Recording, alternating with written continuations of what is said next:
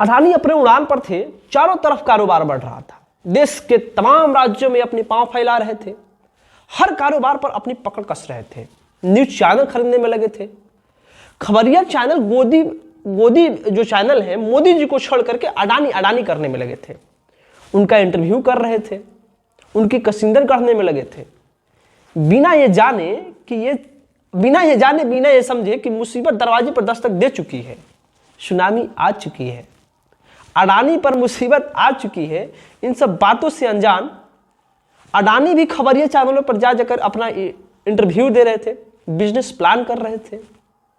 ये कहने में लगे थे कि मैं तरक्की कर रहा हूं, हमारे साथ देश भी तरक्की करेगा। जिस जनवरी में हिंडनबर्ग अडानी के बारे में कहानी लिख रहा था, रिसर्च रिपोर्ट अडानी के रिसर्च रिपोर्ट अडानी के विरुद्ध में तैयार कर रहा था, उनके झोल झाल का मतलब कि कहानी लिख रहा था, सबूत तैयारी कर रहा था, इकट्ठा उनके पूरी जालसाजी का सबूत इकट्ठा कर रहा था, उस समय में इंडिया टुडे अडानी के कसिंदे गढ़ने में लगा था, अपने मैगजीन के कवर पेज पर अडानी का आदमकस तस्वीर छापने में लगा था, उन्हें ग्रोथ किंग बताकर दुनिया के सामने बांट रहा था, दुनिया के सामने अडानी के नाम पर गर्व करने में लगा था और दुनिया को बताने में लगा था कि अडानी कितने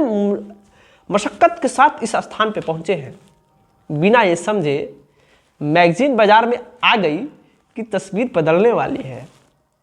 मैगजीन जब बाजार में आई तब तक दुनिया की तस्वीर, अडानी की कारोबार की तस्वीर पूरी तरह से बदल चुकी थी, उनके शेयर बाजार की तस्वीर भी बदल चुकी थी।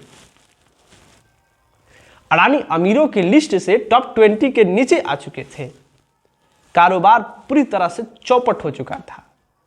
अडानी पूरी तरह से सवालों में घिर चुके थे और ना आबू धाबी काम कर आएगा ना सरकार बचा पाएगी और अडानी रह जाएंगे। इन सब से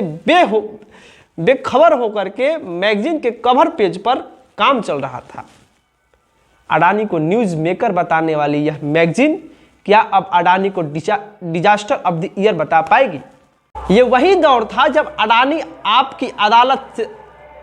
अदालत से लेकर आज तक जैसे गोदी चैनलों पर जाकर के चक्कर लगा रहे थे और अपना इंटरव्यू दे रहे थे और बताने में लगे थे कि मैं बेदाग हूं, मैं पाक साफ हूं,